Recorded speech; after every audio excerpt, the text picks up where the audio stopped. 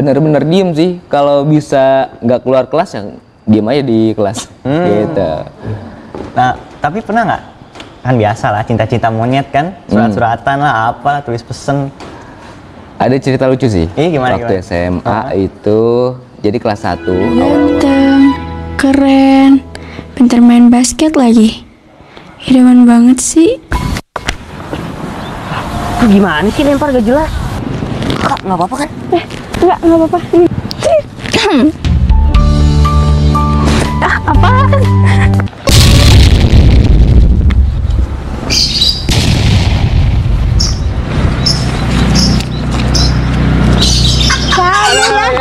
Gespen malah dipakai buat mainan, bukan di sekolah yang benar. Ayo pulang. suka sama aku juga bukan salah aku gitu. Iya, bukan kan? Iqbal nggak goda-godain, emang dasarnya ganteng. Resik orang ganteng gitu. Nggak juga sih, mungkin ya nggak tahu sih. Tiba-tiba ya naksir-naksir doang dulu lah. Waktu SMA itu udah lumrah lah, bukan ke aku doang, mungkin ke teman-teman yang lain.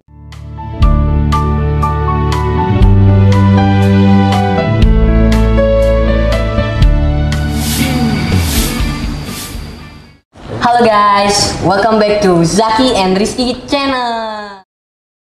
Kak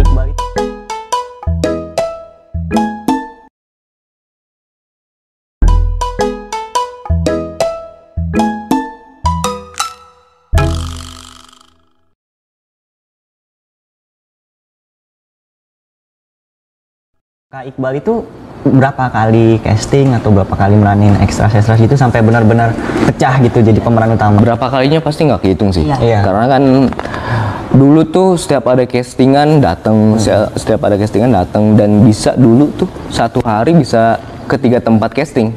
Dulu pakai sepeda, pakai motor ya, sepeda lagi, pakai motor. Jadi kemana-mana bareng temen. Ada temen dulu yang barengan juga ikut pas dia juga dari Jawa Barat, satu kontrakan bareng dia. Kalau berangkat tuh pasti berdua terus tuh kemana-mana. Jadi satu hari tuh bisa 3 tempat, maksimal 3 tempat ya. Kalau udah capek banget atau ngantri banget, ya paling 2 tempat, 1 tempat gitu kan. Itu selama setahun gitu terus tuh. Jadi paling dapat kabar kayak ini masuk workshop nih, pas ditungguin ternyata pas udah masuk workshop nggak kepilih kayak gitu. Itu udah sering banget sih kayak gitu. Dan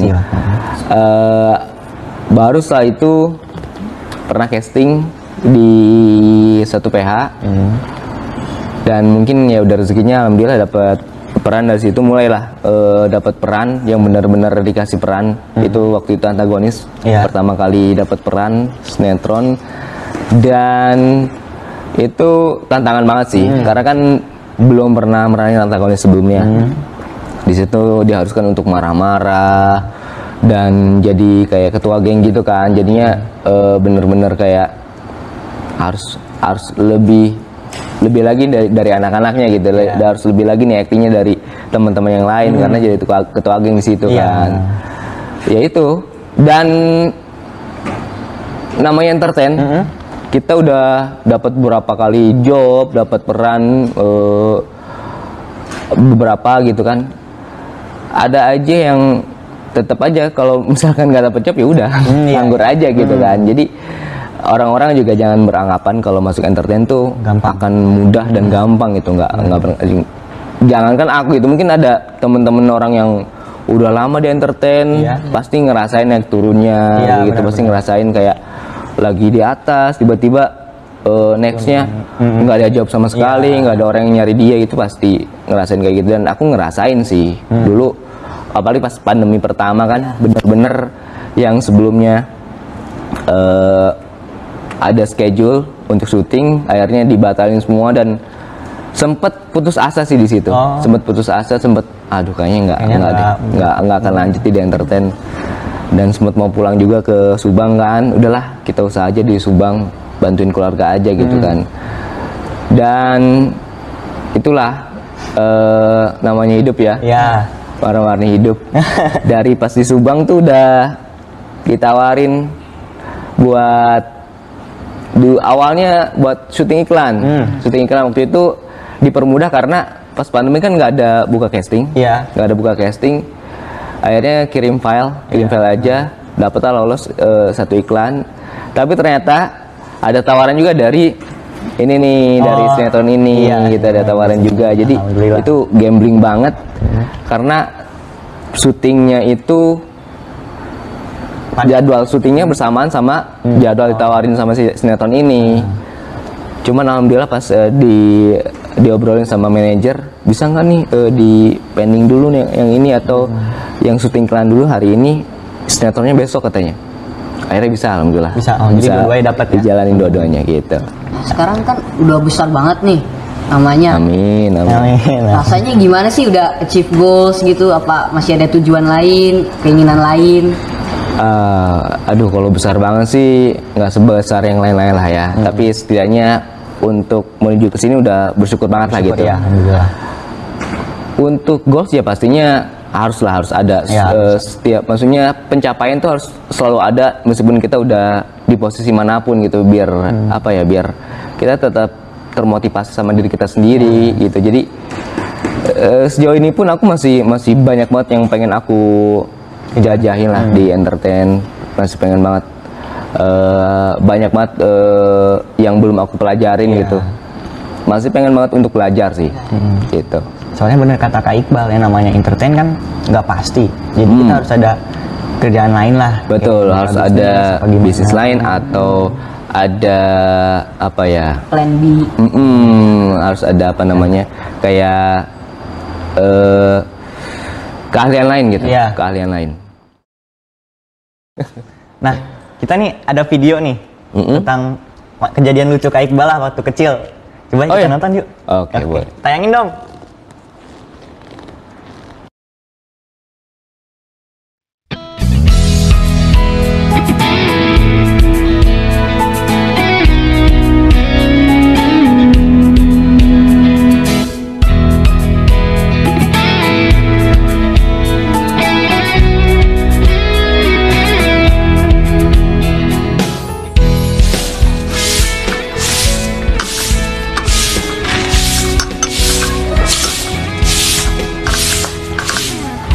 Ya, udah beres sih. Tinggal remnya doang, bentar lagi. Tinggal ngopi dulu warung. Titip dulu ya, bentar. Mau ngopi dulu warung. Bu, Ya, sepeda udah bisa dipakai belum? kayaknya masih udah, tapi lihat dulu baunya, takut masih loncer. Lihat dulu ya. Iya, tenang aja. Sepeda udah jadi belum? Udah. Kita main lagi lah. Iya dong. Lu naik di belakang ya? Oke. Ayo. Ayo.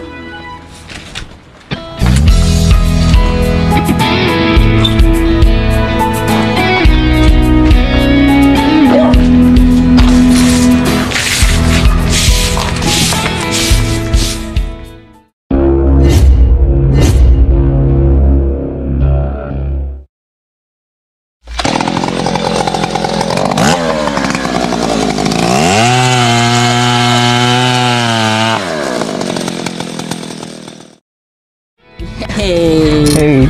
Enak nih anginnya nih. Seru kan? Yoi.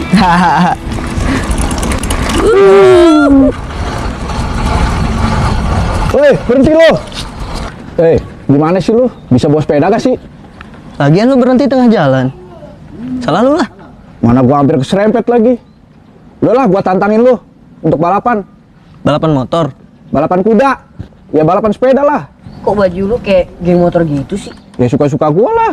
Emang lu mau gua ngatur-ngatur? Udah lah, nggak usah ngalihin pembicaraan. Ayo kita balapan. Sebenarnya gua males, tapi ayolah gua terima tantangan. So welcome back to Aston Round 8 of the MotoGP World Championship. And we are underway! It was a great start from pole position by Valentino Rossi. Udah. Biarin aja dia balapan sendiri kayak orang bego. Bagus juga ide lu. Ayo. Liatin aja.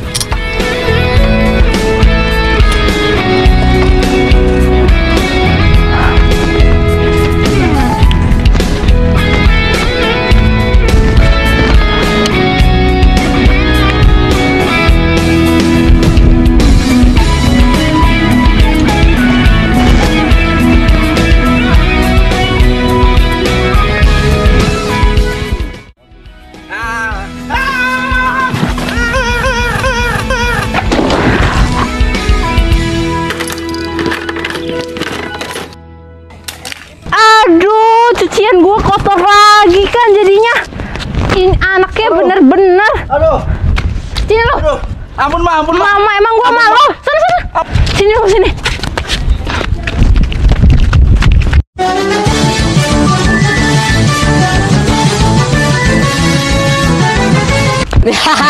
Rasain lu. Udah, ayolah, bentar aja kita. Ayolah. Untung tadi kita belok. Lagian dia sosokan nantangin kita segala. Tahu ya? Kurang kerjaan banget.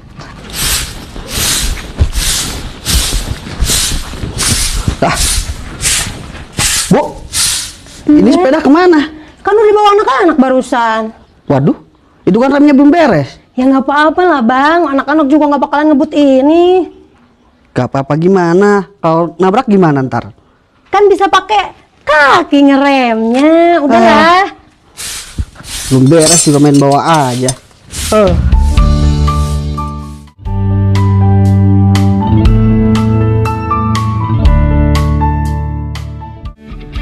Bang, lo inget gak kenapa gua tadi remnya pakai kaki? Gak tahu. Kenapa emang? Kayaknya rem gua belum. Lah, lu gimana sih, Wo? Ini kan turunan. Ntar kita jatuh gimana? Gua nggak mau mati nih. Gua pakai celana pendek lagi. Gua juga sama. Aduh. Gua rem pakai kaki. Lah iyalah, Wo. Kalau kagak rem pakai kaki, ntar kita mati. Kasihan kaki gua dong, Bang. Aduh, biarin aja. Hah? Aduh. Aduh.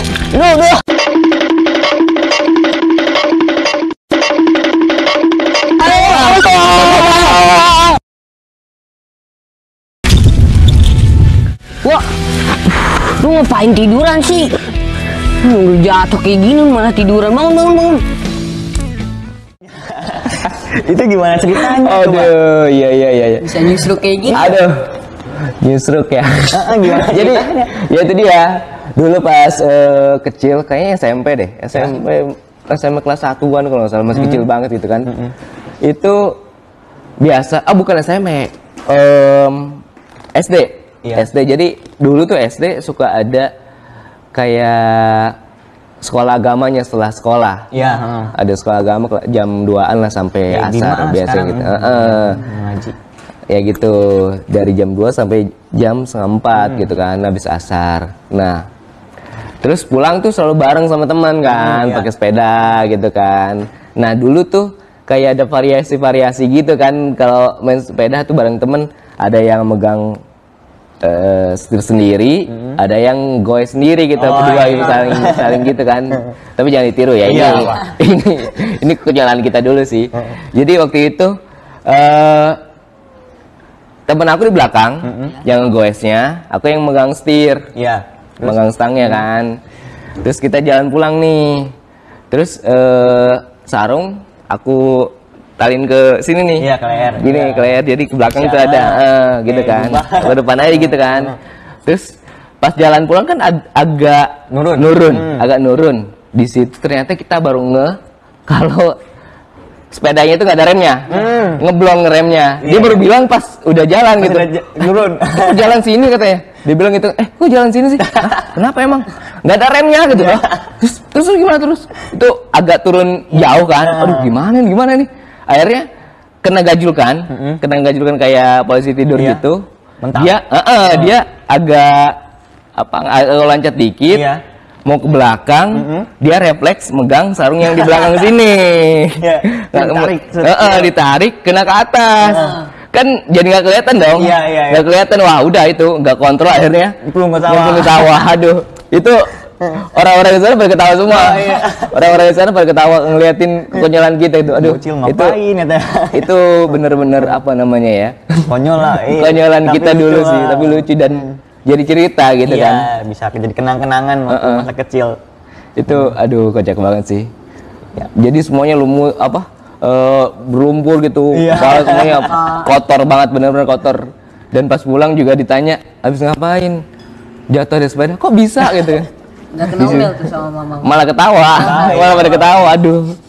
Itu cerita lucu sih.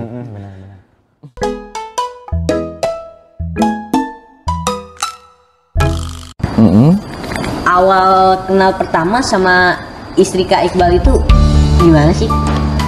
Ya, pertamanya waktu dulu itu ada yang kenalin tetangga. Jadi tetangga itu udah kita anggap udah sebagian dari keluarga kita sih. Aku juga nganggap dia udah kakak gitu. Dia nawarin buat kenalan sama ada yang dari Bandung nih, ada yang mau kenalan kata gitu kan. Terus disitu udah mikir kayak aduh kenalan gak ya, soalnya kita udah tahu udah kenalan pasti menujunya ke pernikahan. Dan waktu itu posisinya aku tuh masih belum belum stabil lah keuangannya. Pertama pas pandemi juga awal-awal dan belum ada kerjaan. Terus yang keduanya mungkin dari mental juga kan masih kaget gitu ya, ini bisa nggak ya kayak gitu, masih banyak banget